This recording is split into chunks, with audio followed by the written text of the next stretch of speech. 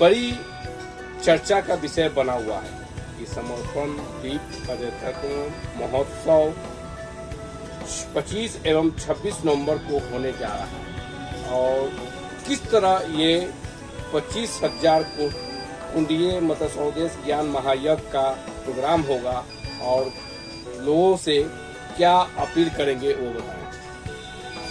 यह यज्ञ बनारस के उमराहा एक जगह है जो बनारस से 8 किलोमीटर पहले पड़ता है।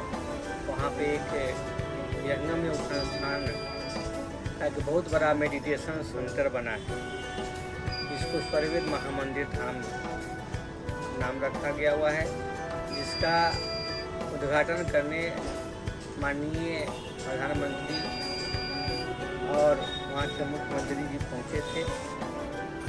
उसी के उपलक्ष्य में यह 25,000 कुंडीय शांति महायज्ञ का आयोजन शुरू हुआ और उस समय से यह करीब हर साल वार्षिकोत्सव के रूप में समाज का वार्षिकोत्सव होता है। उस अवसर पर इस कार्यक्रम का आयोजन होता है। इस बार भी 25,000 कुंडीय यज्ञ का आयोजन हो रहा है और उसमें हम सभी लोगों को अपील करेंगे कि सभी लोग ज़्यादा से ज़्यादा की संख्या में वहाँ पहुँचे और ये 102वां वार्षिक उत्सव है जी। तो उसमें मतलब कि ये देख रहे हैं कितने लोग मतलब कि समाज के लोग मतलब कि जुड़े हुए हैं इससे वो बताएं।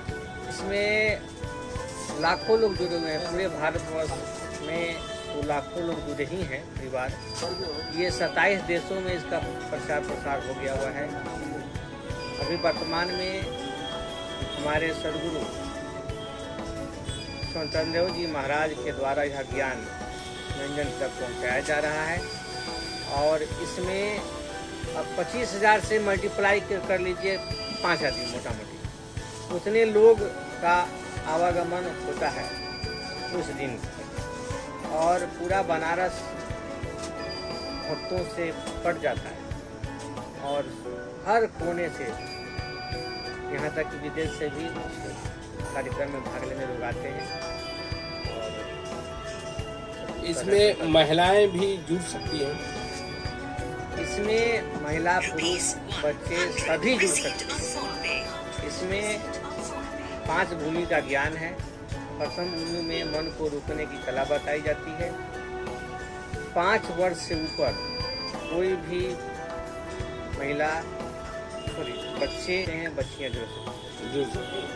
तो ये किस तरह की ये मतलब संस्था है और लोगों को किस तरह जागरूकता कीजिएगा वो बताएं। अभी जो है संसार में बहुत कौतूहल हो गया है, सभी शांति की खोज कर रहे हैं।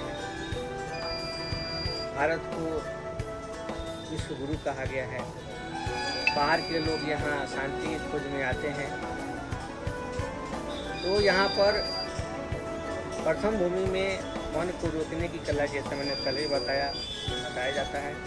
जब हम प्रथम भूमि की साधना करते हैं तो वैज्ञानिक शोध के अनुसार यहाँ जो फोरहेड है उसके पास अल्फा किरण का इरेजिंग होता है, जिससे हम शांति में अवस्था में चले जाते हैं और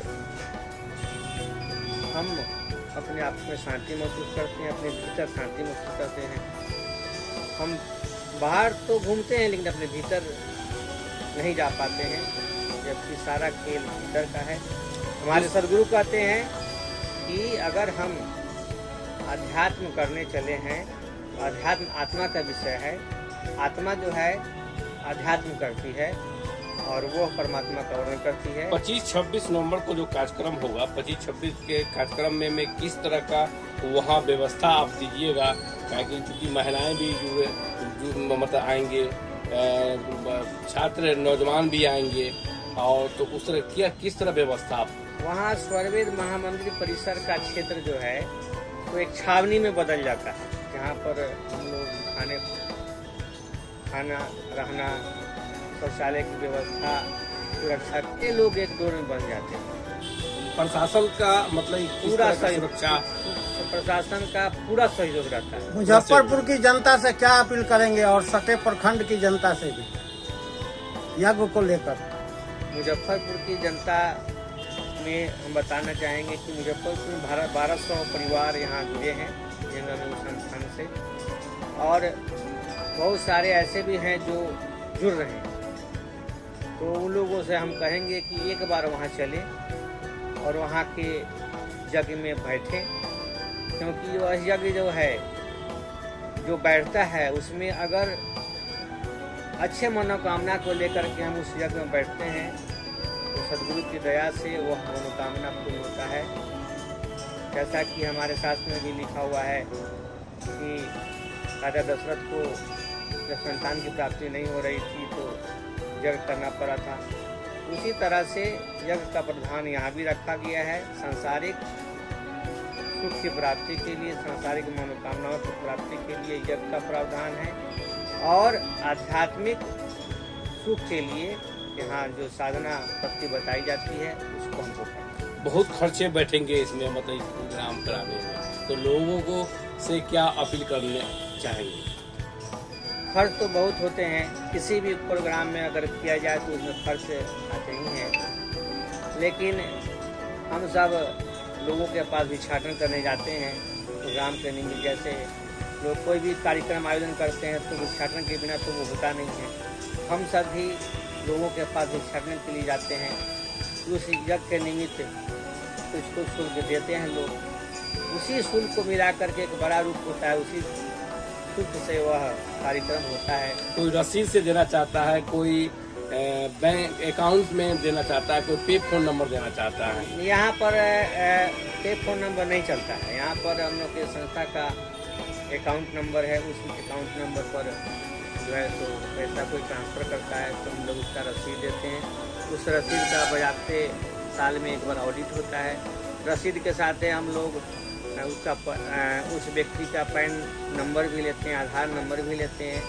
हर चीज़ यहाँ पर एक नंबर में होता है। किसी भी तरह की वहाँ सम्मानित लोगों को किस तरह कीजिएगा, जो मुख्य अतिथि जो आएंगे?